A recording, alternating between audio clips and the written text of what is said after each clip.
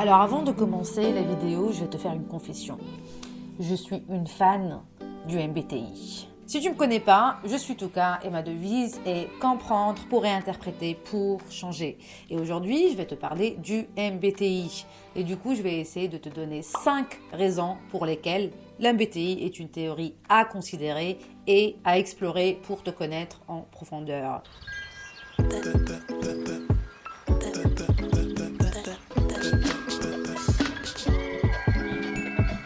Même si mes inclinaisons sont très scientifiques et que scientifiquement le MBTI est censé ne pas vraiment tenir la route, mais cette théorie est beaucoup plus profonde que ces acronymes, ces appellations drôles ou ces explications génériques que tu peux trouver sur internet que certains osent comparer aux signes astrologiques. How dare you! Allons droit au but avec la première raison qui est le fait que cette théorie a originé dans le cerveau de l'unique Carl Jung. Alors si tu connais pas Carl Jung, surtout si tu es intéressé dans le monde de la psychologie, alors tu devrais. Je vais certainement faire des vidéos sur Carl Jung à un moment, puisque le mec est juste impressionnant. Donc jusque-là, j'ai lu que 4 de ses livres, y compris les types psychologiques, dont l'origine de la théorie de MBTI. C'est juste impressionnant et ça continue à me fasciner. Plus je lis du Carl Jung, plus je suis impressionnée. Je suis pas la seule d'ailleurs. Un de mes idoles et modèles académiques modernes, Jordan B. Peterson, est aussi impressionné par Carl Jung que moi, donc ça me rassure un peu dans ma fascination. Carl Jung était un médecin, psychiatre et philosophe suisse qui était l'élève prodige de Sigmund Freud et qui n'était pas du tout d'accord avec lui sur la composition de l'inconscient. Donc notre inconscient, c'est tout ce qui se passe derrière les coulisses de ta conscience de toi-même. En gros, tout ce qui se passe en cachette, tout ce que tu ne contrôles pas. Freud, tu le sais peut-être, avait pensé que tout cela, tout notre monde intérieur qu'on ne contrôle pas, était par rapport à nos pulsions sexuelles réprimées. Mais Jung n'était pas d'accord parce qu'il savait que c'était beaucoup plus profond que ça, avec notre inconscient collectif, avec notre inconscient personnel. En gros, voilà, sa théorie, j'en parlerai certainement à un autre moment dans une autre vidéo. Carl Jung, aujourd'hui, est un nom établi, c'est le père de la psychologie analytique et il a contribué à ce que la psychologie soit ce qu'elle est aujourd'hui. C'est un grand nom reconnu que je respecte beaucoup. Et au fait, rien que le fait que cette théorie-là a originé dans son cerveau à lui, pour moi, c'est quelque chose de valable, de valide. Surtout que j'ai lu le livre en question moi-même et que j'ai trouvé ça juste mind-blowing. Donc la deuxième raison, c'est les 2 femmes qui ont succédé Jung dans le développement de cette théorie. Ce que la communauté scientifique reproche aujourd'hui à ces femmes, c'est qu'elles ne soient pas des membres actifs dans la communauté scientifique et qu'elles ne soient pas des psychiatres ou des psychologues. Mais pour moi, personnellement, je suis très fan du concept d'être autodidacte. Il y a des grands noms qui étaient autodidactes.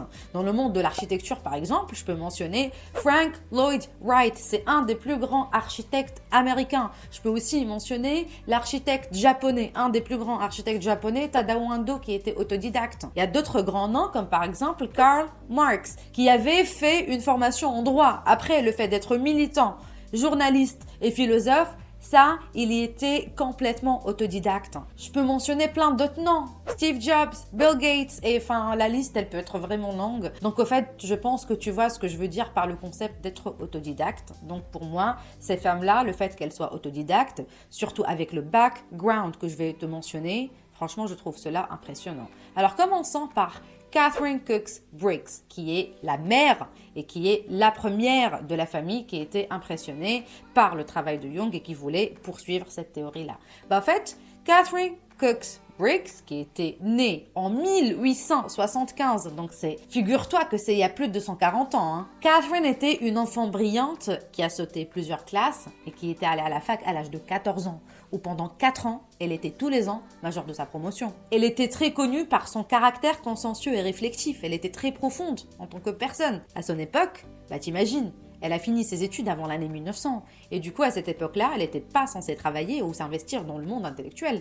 Donc en gros, elle a investi toute son énergie dans sa fille et elle a plongé toute seule dans le monde intérieur et le monde de la psychologie. Sa fille, elle, n'en parlons même pas. À l'âge de 2 ans, elle pouvait déjà parler. À l'âge de 5 ans, elle pouvait déjà lire avec aisance. À l'âge de 10 ans, elle discutait déjà de théorie scientifique avec son père qui était un physicien.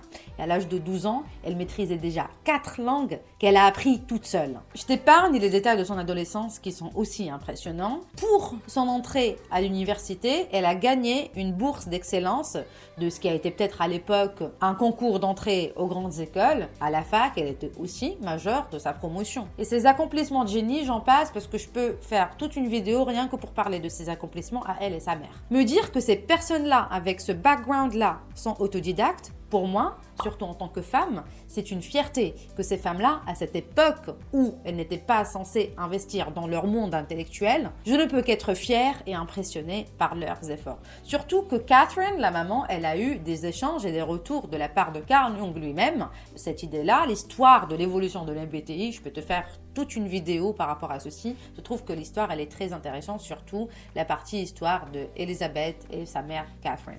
La troisième raison, c'est le fait que la théorie, en gros, scientifiquement, si, elle tient debout.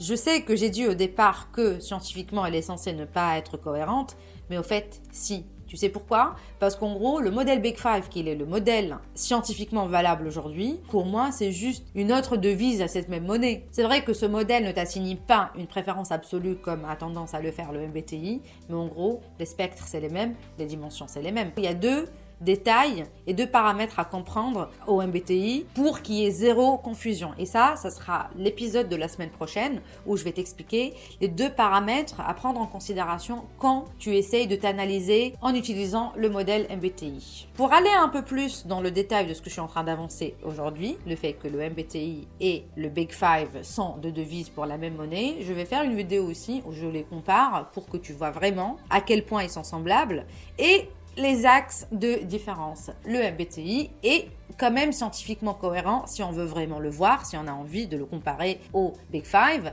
Et il y a même des scientifiques comme le docteur Dario Nardi, qui est un spécialiste en neurosciences, qui fait des analyses sur les cerveaux et des tests pour prouver qu'on ne fonctionne pas de la même manière. Et il s'attarde un peu sur les fonctions cognitives du cerveau. Et il est en train de faire du progrès et de montrer qu'au fait, les différents types psychologiques fonctionnent de manière différente et que les personnes du même type, par exemple, ont des fonctionnements similaires et les personnes de type différents ont des fonctionnements différents, des réactions différentes au niveau cérébral. Sans compter toutes les études qu'a fait Elizabeth Briggs-Myers elle-même pour prouver la validité de sa théorie, que tu peux trouver toi-même dans le livre Gifts Differing que j'ai lu et que je trouve aussi assez convaincant. Donc voilà, scientifiquement, il y a beaucoup de pistes et ça reste mon avis personnel sur le sujet. Et juste pour clôturer cette 3e dimension du fait que ça soit quand même cohérent scientifiquement, je me dis, c'est impressionnant que ces idées-là aient originé dans l'esprit de Carl Jung en 1921, genre 60 ans avant que la science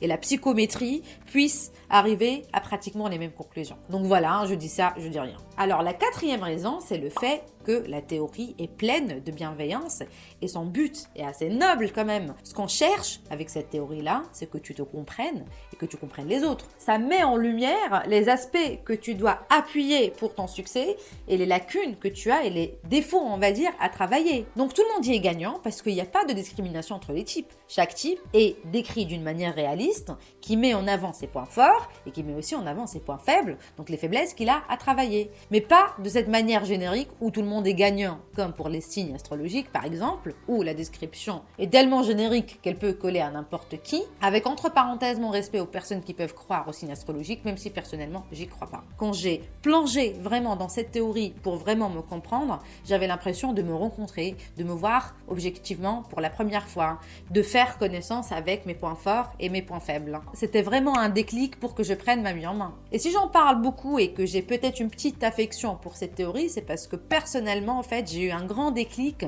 quand j'ai fait des tonnes de recherches sur cette théorie-là et quand j'ai découvert, par exemple, les fonctions cognitives qui sont l'aspect poussé de cette théorie que pas beaucoup explorent ou connaissent et qui feront certainement l'objet d'un autre épisode. Donc, je vais juste te donner un petit avant-goût sur les fonctions cognitives qui, pour moi, sont le post-MBTI et qui sont le cœur de la théorie initiale de Carl Jung. Si tu connais les 4 fonctions qui sont la sensation, l'intuition, le thinking qui est la pensée et le feeling qui est le sentiment. Il y a 8 fonctions cognitives inspirées de ces 4 fonctions principales. Donc sans rentrer dans les détails, je vais faire apparaître ces 8 fonctions ici, qui peuvent être ou introverties ou extraverties. Il y en a 4 qu'en général on met en avant et 4 qu'on réprime et qui font la composition de ce que Carl Jung appelle l'ombre, la personnalité de l'ombre, c'est-à-dire cette personnalité qu'on réprime. Et du coup voilà, plus tu fonces, plus tu veux en savoir plus ça devient profond et plus ça te dévoile encore plus sur toi-même.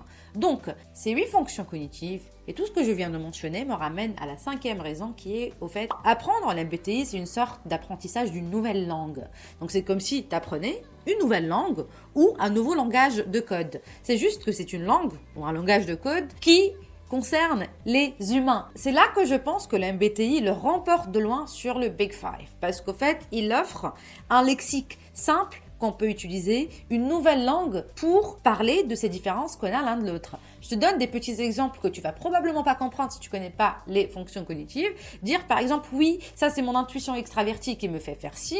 Ah oui, lui il est trop dans la pensée introvertie. Enfin voilà, je sais que c'est un nouveau langage. Si tu es curieux d'en savoir plus, bah reste connecté déjà, parce que je vais en parler en profondeur quand j'aborderai le sujet des fonctions cognitives. Et du coup, je trouve que ça facilite au fait le langage de compréhension des autres, surtout quand tu rencontres quelqu'un qui s'y connaît en MBTI et du coup tu communiques avec cette nouvelle langue que je trouve vraiment utile pour décrire les autres et décrire et parler de nos différences. J'espère que tu vas prendre tout ce que j'ai dit avec des pincettes parce que c'est un avis subjectif qui ne concerne que moi. Donc en gros, je suis en train de le partager avec toi. Je ne sais pas ce que tu en penses. D'ailleurs, si tu connais le MBTI ou si tu es en train de découvrir, merci de me faire savoir dans les commentaires ce que tu en penses et s'il y a un aspect de tout ce que j'ai dit que tu voudrais que je développe dans une nouvelle vidéo. Et avant de clôturer, je veux dire que c'est vrai au fait qu'on ne peut pas mettre qui que ce soit dans des cases. C'est vrai que le MBTI ne peut pas absolument décrire la personne en entier, mais il peut quand même être un petit manuel, un petit mode d'emploi ou être comme ce que je veux appeler un CV psychologique en gros. Donc il n'y a pas les détails, mais il y a les grandes lignes. Donc voilà ce que je peux t'en dire. La semaine prochaine, je vais te parler donc de ces 2 paramètres qui diffèrent. Si tu es toujours là à me regarder, je vais d'abord te remercier pour l'attention que tu as choisi de dépenser à me regarder et je vais te demander du coup de lâcher un like si tu as trouvé mon contenu valorisant. Et puis voilà, il ne me reste plus qu'à te dire, reste connecté pour voir ma vidéo de la semaine prochaine et je te dis à bientôt!